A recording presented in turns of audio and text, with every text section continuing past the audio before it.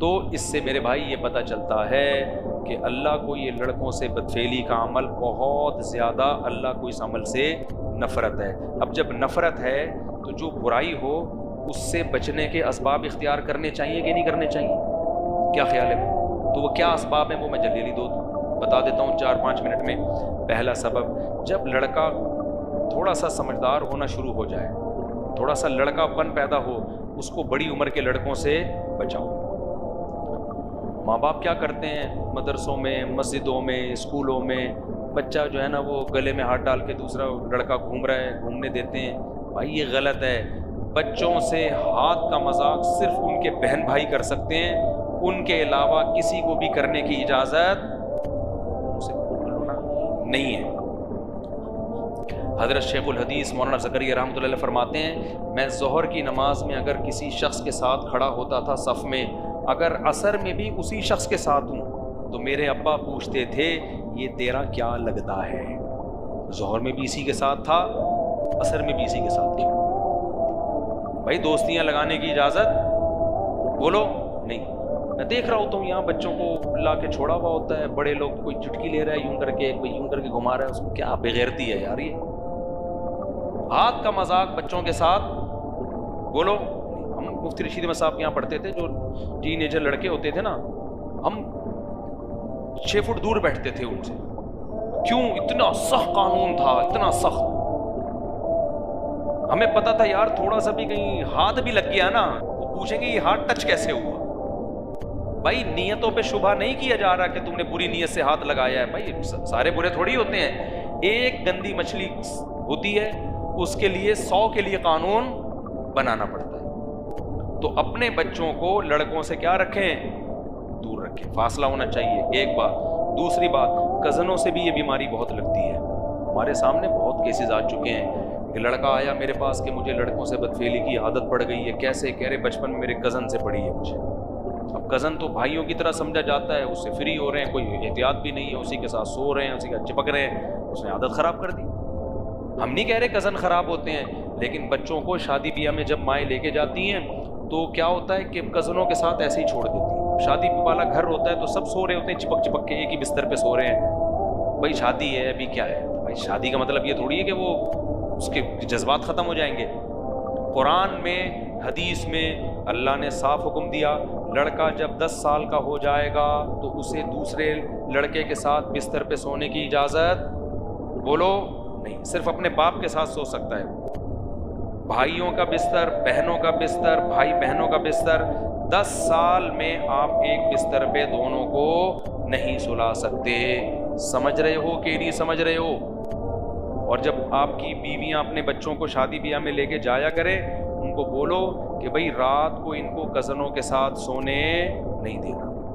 اس کمرے میں سو جائیں لیکن بیچ میں اچھا خاصا فاصلہ ہونا چاہیے، نگرانی ہونی چاہیے۔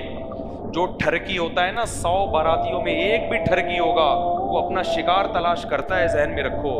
اسے شادی بیاہ سے کوئی دلچسپی نہیں ہوتی، وہ صرف سارا دن اس کی کھوپڑی میں یہی گوں بھرا ہوا ہوتا ہے کہ میں دیکھوں ان میں کون خوبصورت لڑکا ہے، میں اس کو تلاش کروں، اس کے پاس جا کے سوؤں میں۔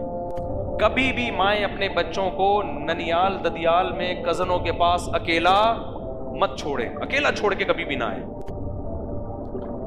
یہ بہت سوسائٹی میں خرابی پھیلتی ہے۔ بچہ جب تک سمجھدار نہیں ہوا، داڑھی واڑی نہیں نکلی، اس کو بس میں کبھی اکیلے سفر نہ کرنے دیں۔ بسوں میں بہت گند ہے، ایک گندا ہوتا ہے وہ تلاش کر رہا ہوتا ہے۔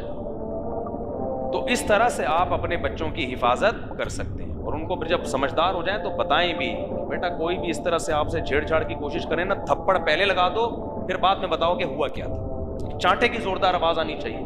ہمارے مدرسے میں ہمارے استاذوں نے ہمیں بتایا ہوا کہ ہم جب چھوٹے تھے نا تو کوئی بھی بڑا لڑکا ہاتھ بھی لگائے نا، ہمارے استاذ نے کہا تھا تھپڑ زور سے رسید کر دینا، اس کو آواز آنی چاہیے پورے مدرسے میں۔ اس کے بعد ہم آئیں گے پوچھیں گے کیا ہوا، تو پھر ہم دیکھتے رہیں گے کہ کس کیا صحیح ہے کیا غلط۔ تھپڑ پہلے کیا کرنا ہے؟ پارسل۔ تو پارسل کا خاص انتظام ہے، لکھا ہوا ہوتا ہے نا، ہمارے یہاں نہاری کی اتنی کی پلیٹ ہے، پارسل کا خاص انتظام۔ تو بچوں کے لکھ کے لگا دیں ہمارا یہ بچہ ہے، تھپڑ پارسل کا اس کے پاس خاص انتظام۔ تو کزنوں سے بھی احتیاط ضروری ہے، اور باہر بھی ہے ہاں بھائی بہنوں کا اللہ نے ایک مقدس رشتہ بنایا، لیکن وہ بھی ایک بستر پہ سو نہیں سکتے اوپر۔ بالکل سچی مچی کی آخری بات، موبائل کے ذریعے ٹین ایجر لڑکے یا 10 سال سے کم عمر کے بچے بہت خراب ہو رہے ہیں، موبائل پہ آئی ڈی بنا لیتے ہیں، تو اس طرح کے جو 2 نمبر لوگ ہوتے ہیں وہ بچوں کو تلاش کر رہے ہوتے ہیں آئی ڈی سے دیکھ، آپ کو پتہ ہی نہیں ہوتا آپ کا بچہ کمبل میں گھسا ہوا کس کے ساتھ چیٹنگ کر رہا ہے، اس کو فحش تصویریں بھیجتے ہیں، اس سے دل لگاتے ہیں، دل بہلاتے ہیں۔ ایک خاتون نے مجھے خود بتایا کہ میں اپنے بچوں کی اتنی اچھی تربیت کر رہی تھی، میرا ایک بچہ ہومو سیکسولیٹی کا عادی بن گیا ہے، اس کو شادی میں دلچسپی نہیں ہے، لڑکوں کے پیچھے بھاگتا ہے، کہتی میں سمجھ میں نہیں آ رہا کہاں سے خراب ہوا۔ جب بہت زیادہ تفتیش کی تو پتہ چلا 3-4 سال موبائل ہے جس نے اس کو خراب کیا ہے، موبائل پہ آئی ڈی بنا کے دوستی لگائی۔ تو بچوں کو آپ نے موبائل پہ آئی ڈی بنانے بولو نہیں دے، آئی ڈی ہونی نہیں چاہیے، بچوں کا کیا کام ہے آئی ڈی؟ تو یہ ساری چیزیں احتیاط، ورنہ وہی حشر ہوگا جو لوط علیہ السلام کی قوم کا ہو۔ بچہ بڑا ہو جائے گا، بولے گا ابا 4 شادیاں 8 شادیاں 25 شادیاں، مجھے شادی کر، مجھے وسیم پسند ہے۔ ایک خاتون نے مجھے فون کیا چند مہینے پہلے کہ میرا بیٹا جو ہے نا وہ کہہ رہا ہے میں شادی کر رہی ہوں، کہہ رہے نہیں مجھے تو غفار بھائی پسند ہے، اس کو کوئی ہوگا کوئی غفار ستار یا وسیم کوئی، کہہ رہی میں پاگل ہو گئی ہوں، کیا کر رہا ہے بھائی تو؟ کہہ رہے نہیں میں نے کرنی وہ وسیم سے ہے، اور سیکھا کہاں سے؟ وہ گوروں سے نا، گورے سے کوئی اس کی دوستی ہو گئی تھی فیس بک پہ کسی گورے سے، گورے نے اس کو خراب کر دیا۔ تو اسکولوں میں سکھایا جا رہا ہے کہ وحید اور وحیدہ میں کوئی فرق بولو نہیں، گورے کہتے ہیں محمود اور محمودہ میں کوئی فرق نہیں ہے۔ تو یار وہ تو برباد ہو گئے ہیں، تم کیوں اپنے بچوں کو برباد کر رہے ہو؟ تو خاتون کہتی ہے میں اتنی پریشان، اب کیا کریں؟ کہہ رہی میں ماروں پیٹوں کیا کروں؟ تو وہ بس کہہ رہے ہیں میں نے کرنی نہیں ہے۔ میں نے کہا یہ تو نہیں ہو سکتا کہ وسیم سے اس کی آپ شادی کرا دیں، تو سارا پتہ کون چلے گا داماد کون ہے بہو کون ہے؟ اس میں پتہ کیا چلے گا بھائی ان میں سے داماد کون ہے اور بہو کون ہے؟ عجیب سے سارا سیٹ اپ کیا ہو جائے گا، برباد ہو جائے گا۔ تو یہ عمل بہت گندا عمل ہے، اگر کسی کو عادت پڑ گئی ہے 2 رکعت توبہ کی اللہ سے مانگو، اور پھر اپنے آپ کو اپنے ذہن کو پاکیزہ رکھو، جلد سے جلد نکاح کی طرف آؤ، کچھ دنوں میں انشاءاللہ یہ جو خیالات ہیں یہ آہستہ آہستہ نکل جائیں گے اور انسان اپنی فطرت پہ آ جائے گا۔ اللہ تعالیٰ سمجھنے کی عمل کی توفیق۔